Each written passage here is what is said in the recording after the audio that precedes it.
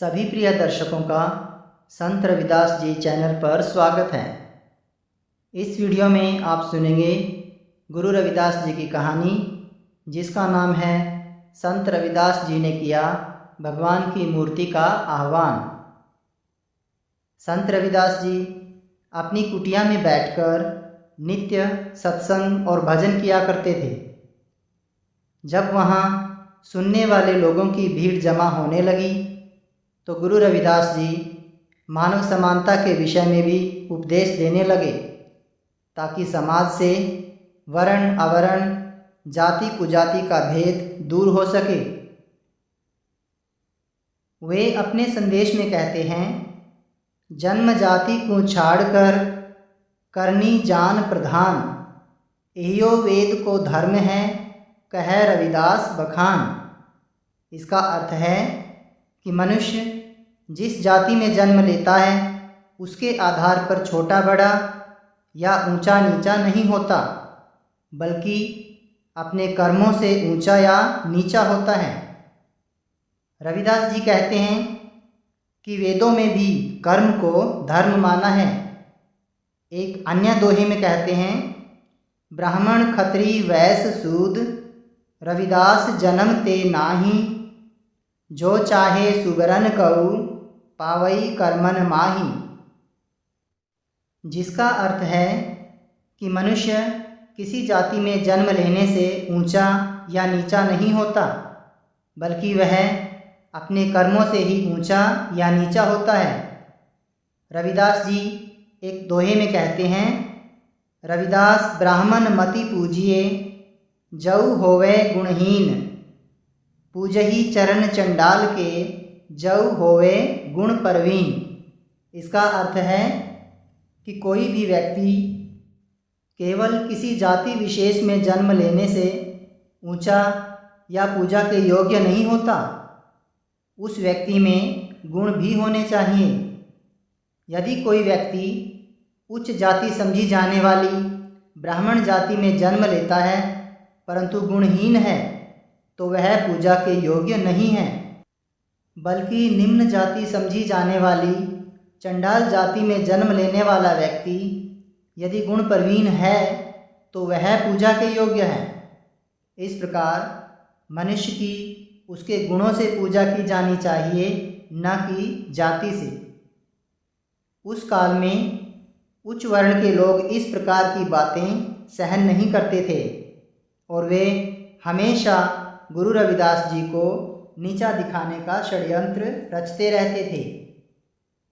इस प्रकार रविदास जी की ख्याति बढ़ती चली गई। उनकी ख्याति से प्रभावित होकर चित्तौड़ की रानी झाली रानी ने संत रविदास जी को अपना गुरु स्वीकार कर लिया। इस पर ब्राह्मण समाज व अन्य उच्च वर्ण के लोग उग्र हो गए। वे सभी मिलकर काशी नरेश वीर सिंह बघेला के पास शिकायत लेकर गए। उन्होंने काशी नरेश को कहा कि एक शूद्र चमार जाति का रविदास धर्मोपदेश कर रहा है, भगवान की पूजा और प्रचार कर रहा है। यह कार्य तो केवल ब्राह्मण वर्ग का है। एक शूद्र को भगवान की भक्ति, पूजा और प्रचार का अधिकार नहीं है, उसको सजा मिलनी चाहिए। इस बात पर काशी नरेश ने पंडितों और गुरु रविदास को शास्त्रार्थ पर बहस करने के लिए बुलाया। बहुत बड़ी संख्या में देखने वाले और सुनने वाले लोगों की भीड़ जमा हो गई। गुरु रविदास जी और पंडितों के बीच शास्त्रार्थ हुआ। गुरु रविदास जी ने उनके प्रश्नों के बड़े ही तर्कपूर्ण जवाब दिए। रविदास जी के तर्कों के सामने पंडितों का पक्ष निर्बल सिद्ध हुआ और वे हारने लगे।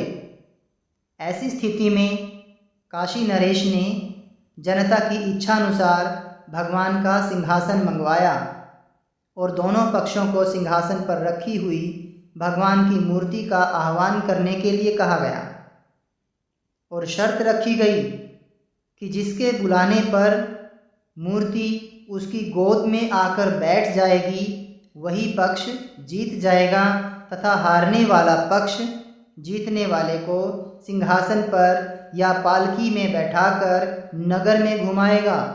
राजा ने पहला अधिकार पंडितों को दिया। पंडित मूर्ति का आह्वान करने लगे।